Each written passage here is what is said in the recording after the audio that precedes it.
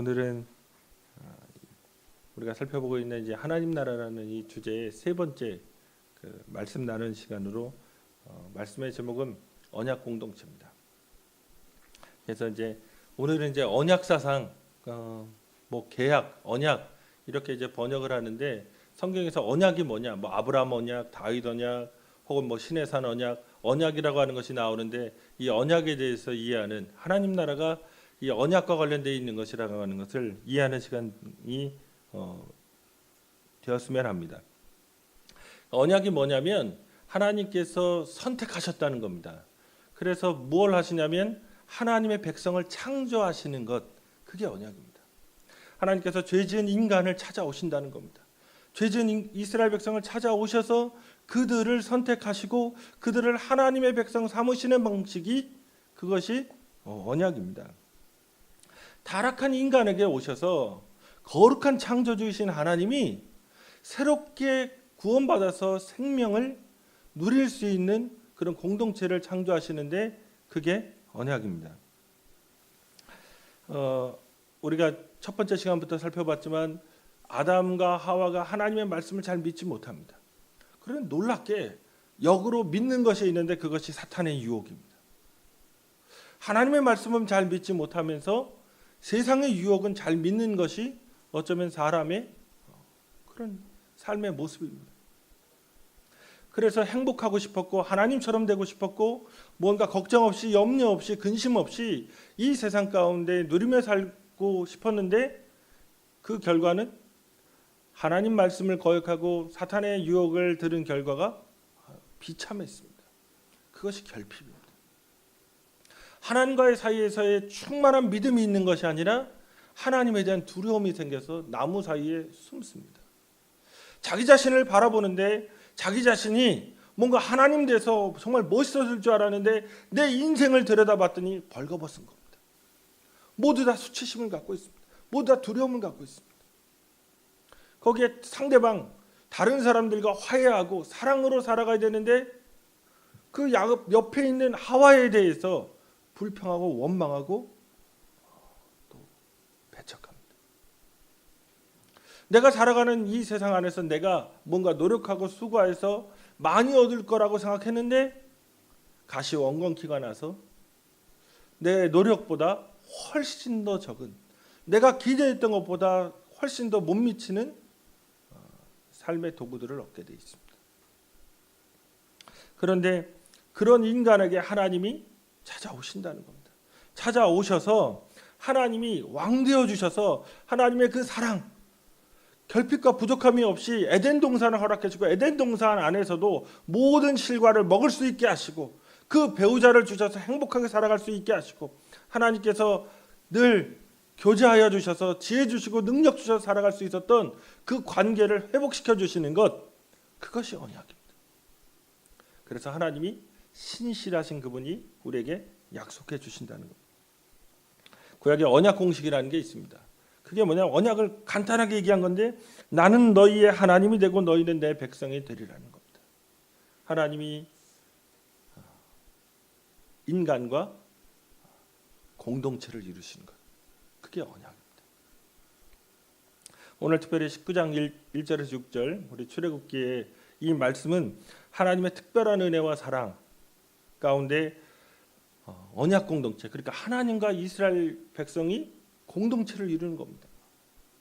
그래서 그 가운데서 베풀어 주신 그 사랑과 또 성도인 우리가 하나님께 구원받고 선택받은 우리가 어떤 존재인지 그 정체성에 대해서 잘 알려주는 본문입니다. 1절에 보면 출애굽한 지 3개월 만에 이스라엘 백성이 시내산에 당도합니다. 그래서 2절 말미에 장막을 치는 것이 나옵니다. 드디어 이 광야에서 그들이 시내산 밑에 하나님의 거처인 그곳에서 자리를 잡습니다. 그러니까 하나님이 왜 시내산으로 인도하셨느냐? 그 광야는 아무것도 없어요.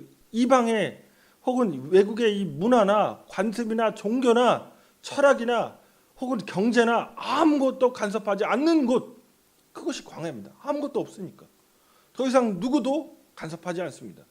그곳에서 하나님이 하나님 되셔서 이스라엘 백성을 만나주시고 새로운 공동체를 창조하십니다. 그래서 그곳이 하나님 나라입니다. 하나님이 하나님 되어 주시고 하나님의 백성을 새롭게 만들어 주시는 그것이 하나님 나라의 모습을 보여 주십니다. 근데 여기서 이제 주목해 볼 게 3절입니다. 3절에서 하나님께서 끝에 너는 이같이 야곱의 집에 말하고 이스라엘 자손들에게 말하라라고 말합니다. 자, 이같이 말해라. 자, 근데 6절에서도 너는 이 말을 이스라엘 자손에게 전할지니라. 똑같은 말이죠. 넌 이 말 전해라. 3절에서 한 다음에 6절에서도 이 말을 전해라. 똑같은 말이에요. 이런 구조를 액자라고 말합니다. 프레임워크. 그러니까 앞과 뒤가 똑같아요. 그러면 뭐가 중요하냐면 이 가운데 있는 것. 액자를 보시면 액자가 중요한 게 아니죠. 그 가운데 들어있는 그 그림이라든가 뭔가 그게 중요한 겁니다. 그냥 액자 만들지 않거든요. 그러니까 3절과 6절을 딱 이렇게 액자로 만들었고 그 안에 들어가 있는 것. 4절부터 이제 5절 그 안에 있는 그 말씀이 되게 중요합니다. 그래서 이 말씀을 통해 보면 첫 번째가 하나님과 우리가 하나 된, 그렇죠? 이제 결합된 이 언약 공동체라는 것이 어떤 거냐? 구원받은 사람들의 공동체입니다. 하나님의 나라는 어떤 공동체냐? 구원받은 사람들의 공동체입니다. 4절을 보시면 하나님께서 내가 애굽 사람에게 어떻게 행하였음과 내가 어떻게 독수리 날개로 너희를 업어 내게로 인도하였음을 너희가 보았느니라 이렇게 말씀하십니다. 그래서 자, 구원받은 사람들의 공동체라고 했습니다. 하나님의 나라가 교회가 구원받은 사람의 공동체예요. 그러면 이스라엘 백성이 이제껏 하나님께서 그들을 위해서 행하셨던 것들을 알아야 된다. 그러면서 그것을 하나님께서 이야기하시는 겁니다. 그러니까 언약이라고 하는 것의 근거는 뭐냐? 하나님의 구원입니다. 하나님이 먼저 사랑하셨다는 겁니다. 하나님이 먼저 불쌍히 여기신다는 겁니다. 하나님이 먼저 어여삐 보신다는 겁니다. 하나님이 먼저 함께 하셨다는 겁니다. 그게 구원의 이 언약의 시작입니다. 그래서 이스라엘 백성이 경험한 세 가지 사건, 사실을 4절에서 얘기해 줍니다. 첫 번째가 하나님께서 애굽 사람에게 하신 일이라는 표현을 씁니다. 애굽 사람에게 어떤 것을 하셨냐면 10가지 재앙을 내리셨죠. 마지막에 장자의 첫 번째 난 것들을 죽이심으로써 하나님의 권능과 위엄을 보이십니다. 그 다음에 광야로 들어왔는데 이집트의 그 군대가 따라왔죠. 그래서 홍해를 가르셔서 애굽의 군대를 수장시키시고 애굽 사람에게 하신 일이라고 하는 것이 그 애굽을 벌하시고 이스라엘 백성을 자유하게 하신 겁니다. 애굽이라는 나라를 한번 생각해 보십시오. 경제적으로 엄청난 위용이 있죠. 군사적으로 대단합니다. 전통, 나라의 전통과 역사에 있어서 버금갈 수 있는 나라가 없습니다. 고대 세계 7대 불가사의 중에서도 지금까지 남아있는 건 딱 하나입니다. 피라미드입니다. 제일 큽니다. 제일 크면서도 가장 오래 남아 있습니다. 그러니까 이 정치에 있어서 왕이 신이잖아요. 파라오를 신이라고 믿었으니까. 정치에 있어서 일사불란합니다. 이런 국가를 하면서 역사가 오래돼 있고 문화와 전통이 있고 정치는 안정돼 있고 경제는 발전하고 있고 군사적으로 강력하고 이런 세상을 우리는 마치 유토피아처럼 그렇게 생각합니다. 놀랍게 하나님은 그게 하나님 나라가 아니라고 말씀하십니다. 그 애굽이 오히려 사람들에게 고통을 주는 나라였고 사람들의 삶을 피폐하게 하는 나라였습니다. 그래서 하나님은 애굽에서 이스라엘 백성을 건져서 시내산까지 인도하신 겁니다. 둘째로 하나님께서 하신 일이 뭐라고 소개되냐면 그들을 독수리 날개로 업은 일이라고 얘기합니다. 독수리 날개 업었다는 것은 이스라엘 백성이 한 일이 없이 업고 날라서 이제 이동시키신 거죠. 이게 광야의 사건을 얘기한 겁니다. 광야로 들어왔는데 이스라엘 백성이 먹을 것도 갖고 오지 않았습니다. 이스라엘 백성이 군대를 조직할 수 있는 능력도 존재하지 않습니다. 이스라엘 백성이 물을 싸갖고 오지도 않았습니다. 이스라엘 백성이 뭔가 자기의 미래에 대해서 대비하는 것이 전혀 없어요. 그러니까 하나님께서 블레셋 사람을 만나면 이들이 전쟁을 못하니까 도망칠까봐 우회하게 하십니다. 그 다음에 만나와 메추라기를 통해서 먹을 것을 주세요. 반석을 쳐서 물을 내어주십니다. 심지어 광야 민족인 이 미디안이 공격해 왔는데 하나님께서 이기게 해주십니다. 말하자면 아무 경로도 준비하지 않은 거예요. 도망만 쳤지, 애굽으로부터 나왔지, 자기들의 인생을 어떻게 살아야 될지를 잘 모르고 광야에서 어떻게 진행해야지 경로도 모릅니다. 어떻게 살아갈지 미래 계획도 없었어요. 식량도 없습니다. 전쟁도 못해요. 그런데 하나님께서 그들을 이기게 하시고 먹이시고 입히시고 따뜻하게 하시고 보호하셔서 인도하십니다. 이 모습이 하나님의 나라입니다. 세 번째로 내게 인도하셨다, 내게로 인도하셨다 얘기합니다. 이 여행의 목적이 그냥 그러면 도망치는 거냐, 니들 알아서 이제 감옥문 열어주고 알아서 튀어라, 이런 얘기가 아닙니다. 지금 이 출애굽의 목적은 내게로 인도하는 겁니다. 하나님께로. 그러니까 단순한 탈출이 아니라 하나님을 만나는 사건, 그래야 하나님 나라죠. 하나님이 계셔서 하나님이 사랑으로 돌봐주시는 겁니다. 아무 준비가 되지 않았던 그 사람들을 광야에서도 생명을 부지하되 오히려 자유를 누려요. 이집트에서는 노예 생활했는데 이제는 자유를 누리고 해방을 누리고 하나님을 노래하고 하나님과 기쁘게 살아갈 수 있는 나라, 그게 하나님 나라. 하나님이 이미 이루셨다는 겁니다. 하나님이 모든 것을 예비하셨습니다. 하나님이 모든 것을 준비하셨습니다. 하나님이 모든 것을 계획하셔서 실행하시는 겁니다. 인간이 뭔가 준비해서 구원을 받고, 인간이 무언가 예비해서 복을 누리고, 인간이 무언가 해서 행복해지는 그런 나라가 하나님 나라가 아닙니다. 하나님께서 이스라엘과 전혀 상관이 없어요. 그들은 노예였고 무능했고 무지했고 어쩌면 불안했고 준비한 것도 아무것도 없는데 하나님의 그 모든 일들, 그 위대한 일들을 이스라엘 백성에게 보이셔서 그들을 자유와 해방, 기쁨과 감사로 살 수 있도록 인도해 주셨습니다. 4절에서는 너희가 그것을 보았다고 얘기합니다. 다시금 우리가 온전하게 보아야만 합니다. 성경에서 이 보다, 히브리어로 라 동사거든요. 여기에 위험함이 있습니다. 사람이 어떻게 보느냐, 지금 보는 것의 위험함이 아주 적나라하게 드러나요. 그게 아담과 하와입니다. 선악과를 보면서 먹음직도 하고 보암직도 하고 지혜롭게 할 만큼 탐스러운 것을 봅니다. 자, 하나님을 못 봐요. 세상을 바라보면서 이 세상 것이 얼마나 강력하게 유혹하는지 모릅니다. 거기에 창세기 13장의 롯도 마찬가지입니다. 아브라함이 네가 우하면 내가 좌하고 네가 좌하면 내가 우하리라. 그래서 네가 원하는 땅 어디든지 가라. 나는 그 반대편으로 간다. 롯과 결별하는 순간 아브라함은 땅의 선택을 양보했습니다. 근데 롯이 가나안 땅으로 하나님이 가라는 말씀을 분명히 들었을 텐데 가나안을 선택하지 않고 소돔과 고모라 근처의 땅을 마치 에덴 동산 같았더라. 그 땅을 보니 세상에 유혹받습니다. 성경에 이렇게 그 보는 것으로 유혹받는 장면들이 곳곳에 넘쳐납니다.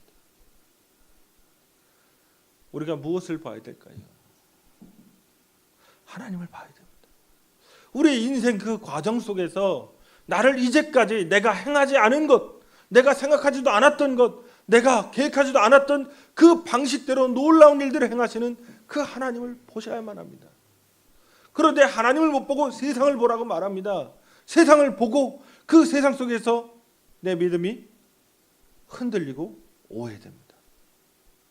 다시금 갈라디아 교회 성도들에게 사도 바울은 얘기했습니다. 그리스도 예수께서 너희를 위하여 십자가에 못 박히신 것이 밝히 보이거늘.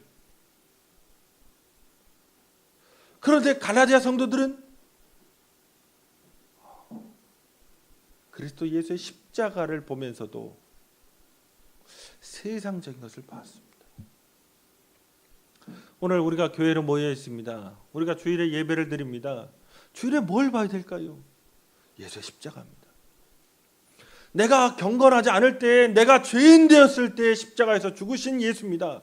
내가 준비된 게 없어요. 예수 믿기 전에 내가 뭔가 거룩한 것을 준비하고, 내가 뭔가 성경 공부를 해 있고, 내가 마음속에 성령의 충만함 받아서 예수 믿은 게 아니라, 예수님이 내가 경건하지 않고, 내가 불의하고, 내가 죄인 되고, 내가 세속적이고 하나님을 잘 모를 때 이미 우리의 구원을 예비해 주셨습니다.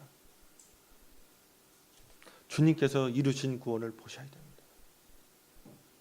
하나님 나라는 그래서 그렇게 값없이 구원받은 사람들, 그 사람들의 하나님의 은혜와 은총과 사랑을 받는 나라, 그게 하나님 나라입니다.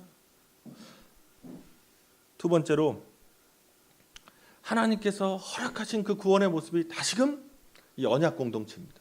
오늘 이제 설교 준비가 언약 공동체죠. 하나님께 구원받은 모습이 뭐냐? 구원받은 자의 그 삶의 모습이 뭐냐? 언약 공동체예요.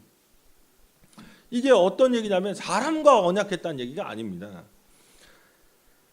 온 그 관심과 사랑을 우리에게 주시는 그 하나님과 우리가 하나 된 공동체를 이뤘다는 겁니다. 하나님과 우리가 화해한, 하나님과 우리가 만나는, 하나님과 우리가 교제하는 공동체, 그게 하나님 나라입니다. 5절 상반절에서 하나님께서 세계가 다 내게 속하였나니 너희가 내 말을 잘 듣고 내 언약을 지키면, 이렇게 얘기합니다. 자, 이미 하나님께서 구원을 베풀어 주셨습니다. 이미 하나님께서 은혜를 주셨습니다. 하나님께서 그 사랑을 입증해 주셨어요. 그런 다음에 여기서 언약을 지키면 이라는 표현이 나옵니다. 이 언약을 지키면이라는 표현이, 언약을 지키면 구원받는다, 내가 하나님 뜻대로 살아가면 구원받는다, 이런 얘기가 아닙니다.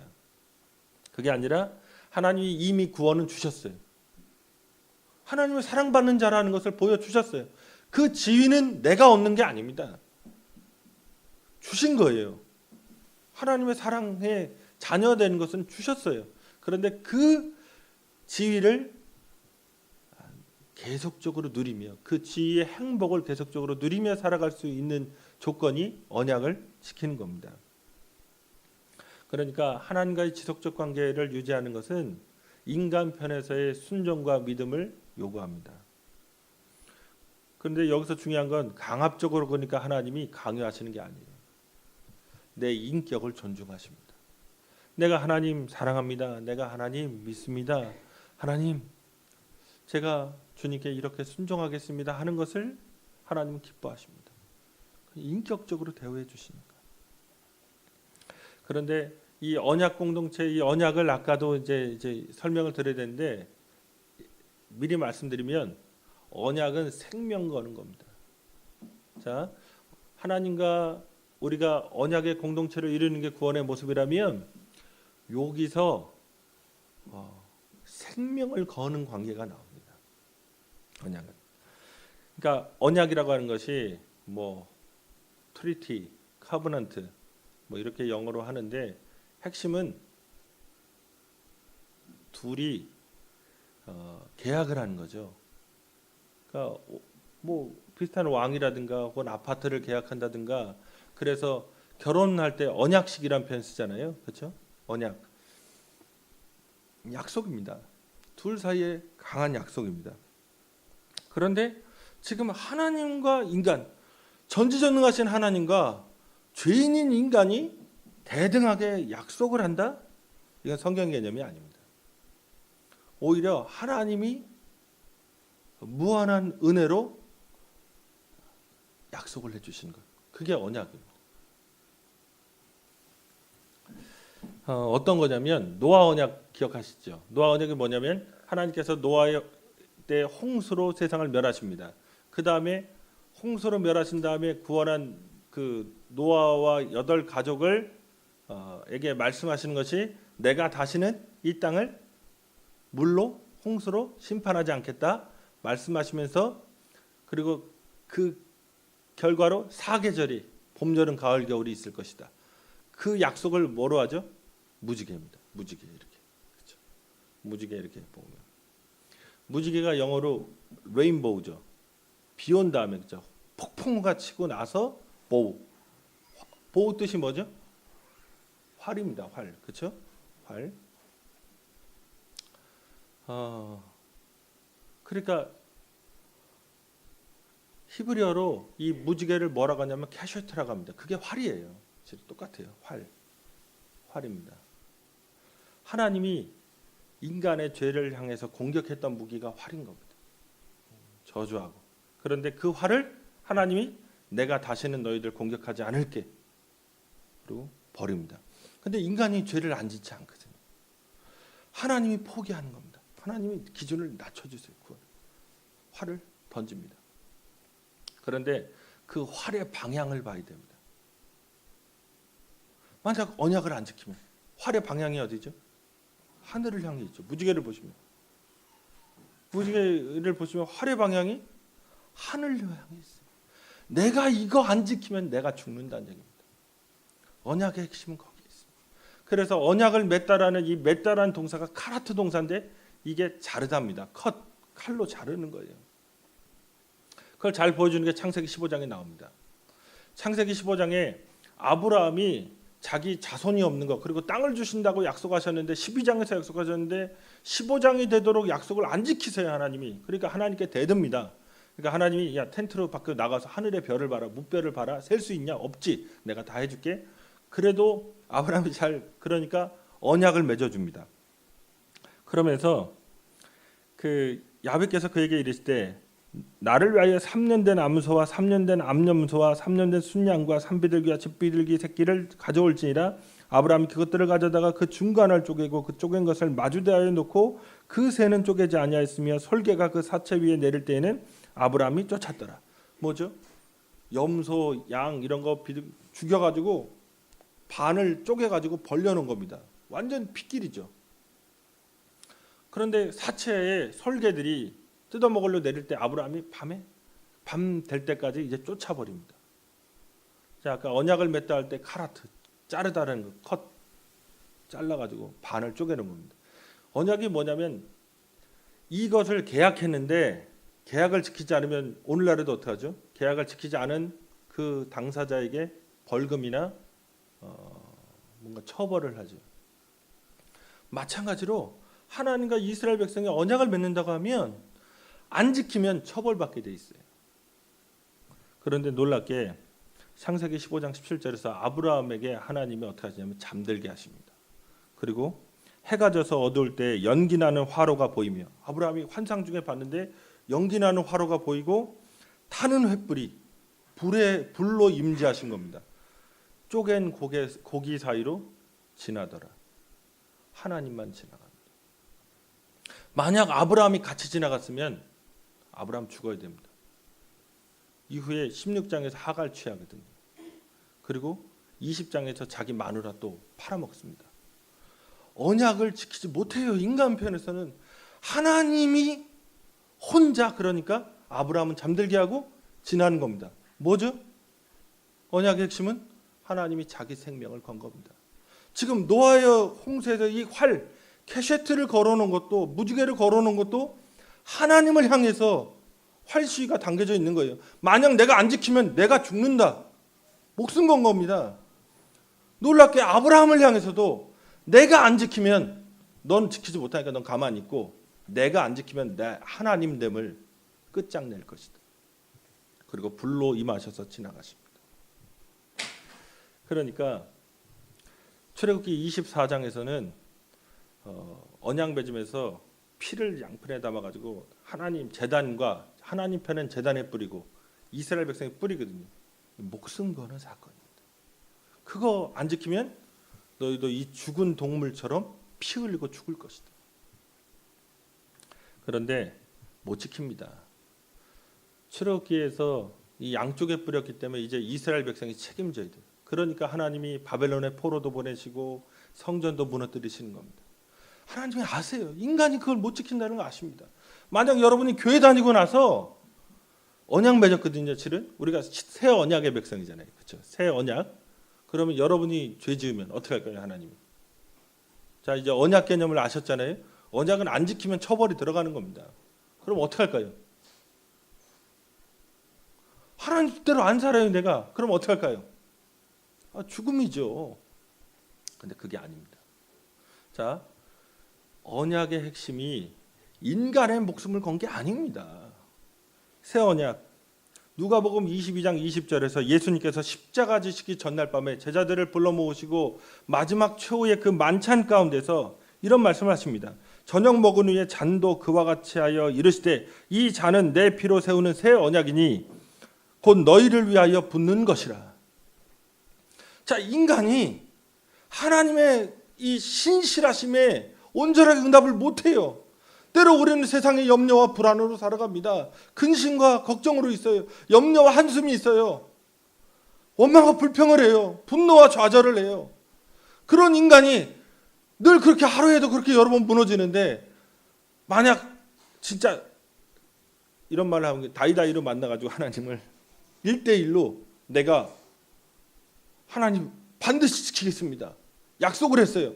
근데 못 지켜요. 하나님 뜻대로 살겠다고 주일에 기도했는데 가면서 넘어져요. 그럼 우리 구원은 날아가는 거죠. 폐기되는 겁니다. 어떻게 하는 거죠? 예수님이 생명 건 겁니다. 내가 너희를 위하여 붓는 내 피다. 내가 피를 흘릴 이유가 없어요. 주님이 그렇게 하셨다는 겁니다. 구약 성경에 하나님을 향하여 활을 걸었듯이 하나님이 혼자 내 하나님됨을 걸고 아브람 잠들게 하고 불로 그 쪼갠 고개 사이 그 핏길을 지나갔듯이 주님이 이 땅에 성육신하고 오셔서 주님이 내 죄를 다 담당하시고 그 언약의 제물로서 돌아가 주신 겁니다.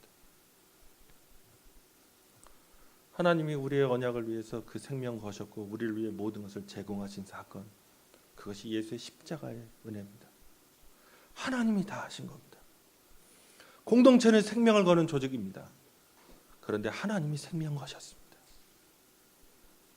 하나님이 이 땅에 오셔서 생명 거셔서 그 생명을 찢어서 그 살을 찢고 피를 흘려서 우리를 구원해 주셨습니다. 그게 언약입니다. 그게 하나님의 나라입니다. 하나님 우리에게 대단한 걸 요구하는 게 아닙니다. 내가 생명 주어서 구원한 자들이 너희라고 하는 것, 그것을 믿으라는 것, 그렇게 사랑하신다는 것, 그게 하나님 나라입니다. 근데 세 번째로, 그래서 그렇게 언약을 통해서 사랑하신 하나님의 백성된 교회인 우리에게는 특별한 삶의 방식과 모습이 나타납니다. 사명이 있어요. 오늘 본문에서는 그 5, 6절에서 세 가지를 얘기했습니다. 하나님 나라 백성은 어떻게 살죠? 우리는 어떻게 살까요? 왜 살까요? 하는 이 정체성의 문제에 대해서 세 가지 말씀해 주신 것이 내 소유라고 말합니다. 너희는 내 소유다. 이 소유라는 히브리어 단어가 세굴라거든요. 이 세굴라가 뭐냐면 집에 가시면 이렇게 보통 식기 이렇게 쓰시잖아요. 그런데 꼭 손님 오면 꺼내놓는 그 딱 잔들이 있죠, 그렇죠? 이런 그릇 뭐 이런 것들, 혹은 혼자만 보는 게 있습니다. 혼자만 이거 그렇게 특별한 소유, 감춰놓는 컬렉션이죠. 그러니까 금고 안에 넣어놓는 게 있단 말이에요. 이거는 아무도 모르고 나만 이렇게 좋아가지고 혼자 이렇게 감상하는, 그것을 얘기한 게 세굴라입니다. 하나님께서 우리를 그렇게 보신다는 겁니다. 이 세상 만물 중에서, 만민 중에서 우리가 우리를 어떻게 보든지 간에 하나님께서 우리를 선택하셔서 교회로 불러주셨어요. 왜 불러주셨을까요? 하나님의 세굴라입니다. 하나님의 컬렉션이에요. 하나님이 가장 귀하게 여기시고 혼자 보시면서 흐뭇해하시고 즐거워하시고 마음 기뻐하시는 그 존재, 그게 내 소유라는 말입니다. 특별히 그래서 가까이 하세요. 혼자 있을 때만 보고 가장 소중하게 여기는. 근데 이걸 뒤집으면 어떻게 되죠? 그들은 이집트에서 노예였습니다. 그들은 짐승보다 못했습니다.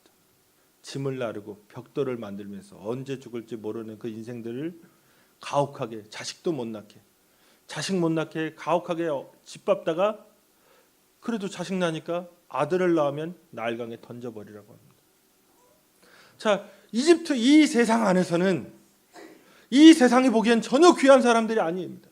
오히려 천 것들이고 죽일 것들이고 없어져야 될 것들이고 별 가치 없는 것들이었습니다.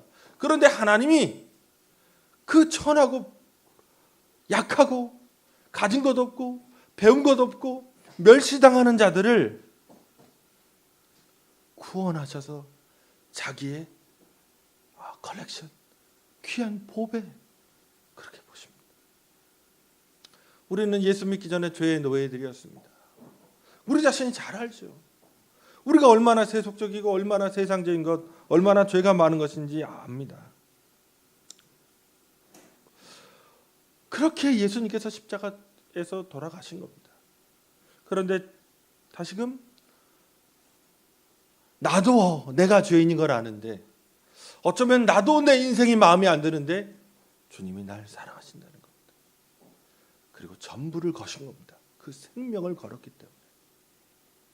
우리가 잘 아는 스바냐 3장 17절 아시죠? 너희 하나님 야훼가 너희 가운데 계시니 그는 구원을 베푸실 전능자이시라.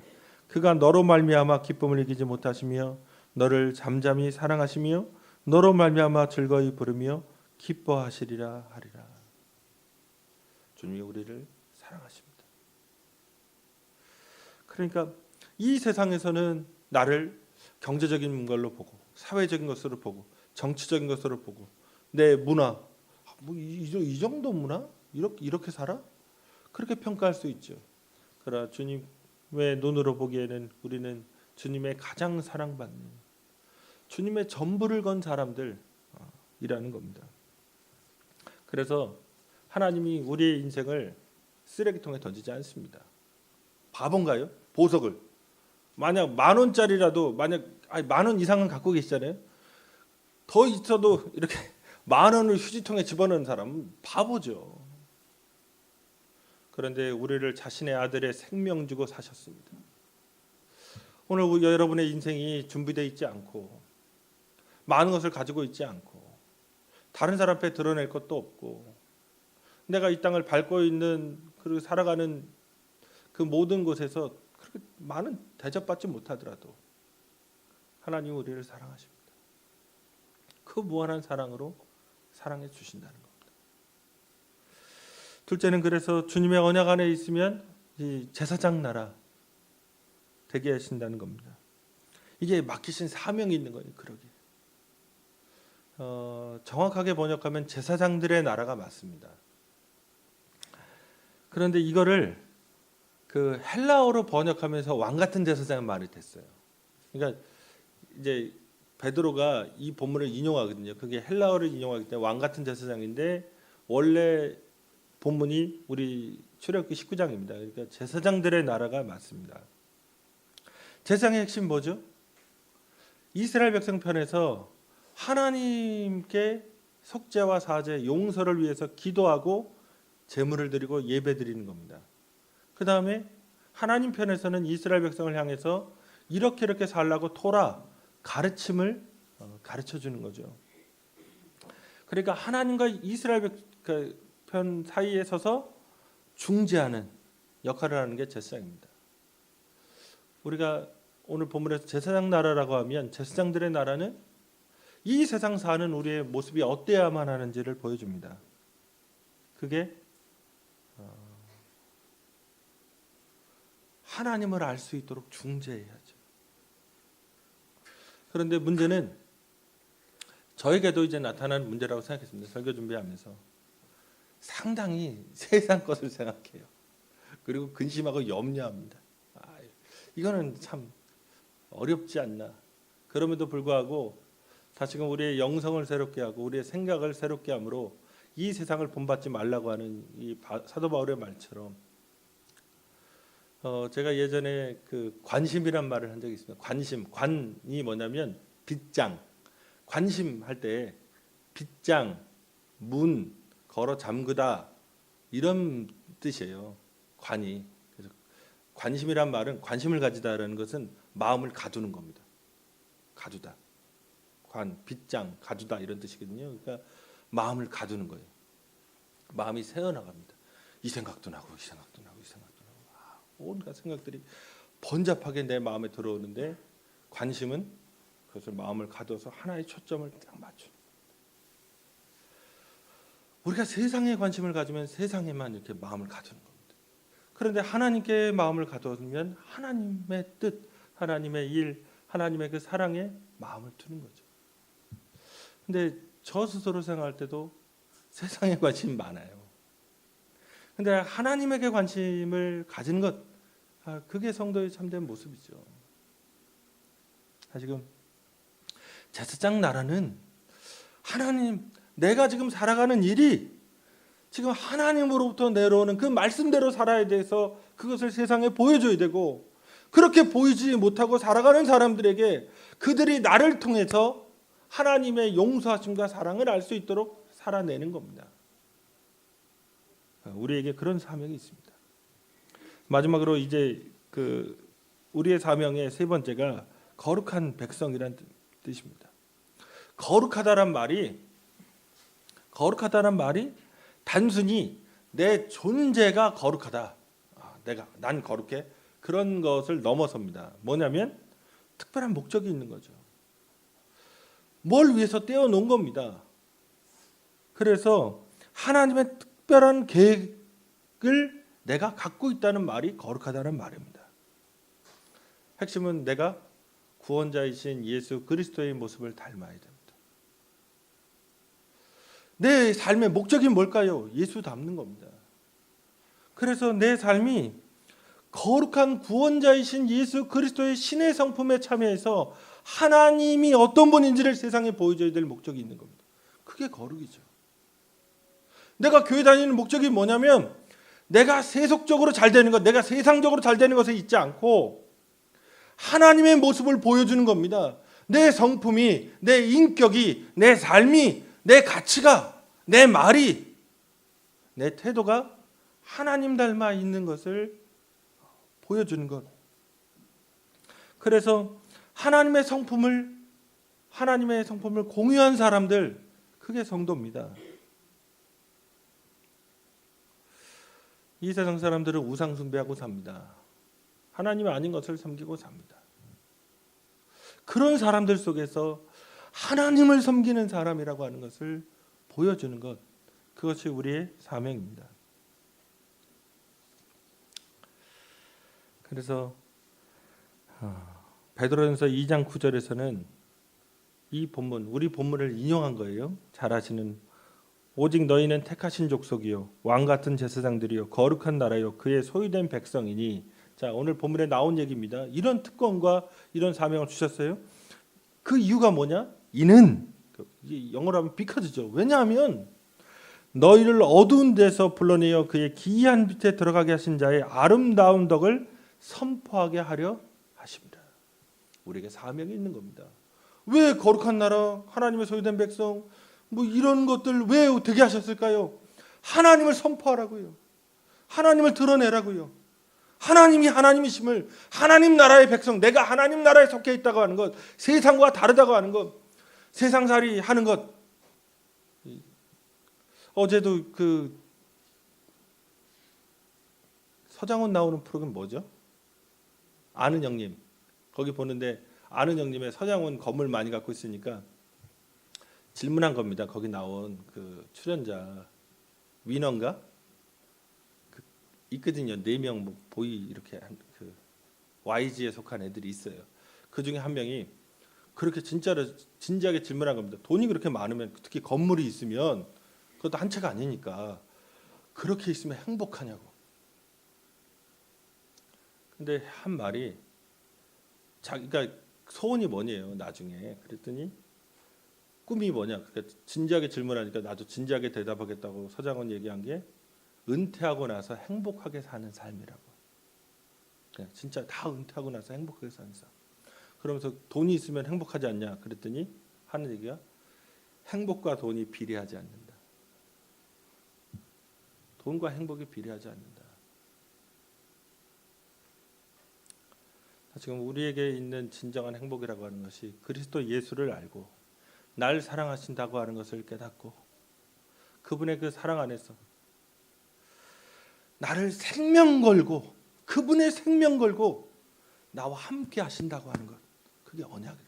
지금 그분이 그냥 단순하게 내가 이렇게 조금 삐치면 나도 너 싫어, 그래 가버리고, 내가 조금 싫은 말하면 아우 나 짜증나네, 그리고 떠나버리고, 그런 분이 아니라는 거예요. 그분이 날 위해, 내가 죄인에게 생명 거신 분이에요. 내가 생각하는 것만큼 사랑하시는 분이 아니라 내가 생각하는 그것 이상으로 나를 사랑해 주시는 분이라는 겁니다. 그게 하나님 나라예요. 언약 공동체. 그냥 날 부르신 게 아니라 그분의 전부를 걸고 나를 부른 겁니다. 그래 날 떠나지 않아요. 그래 내게 바라는 게 있어요.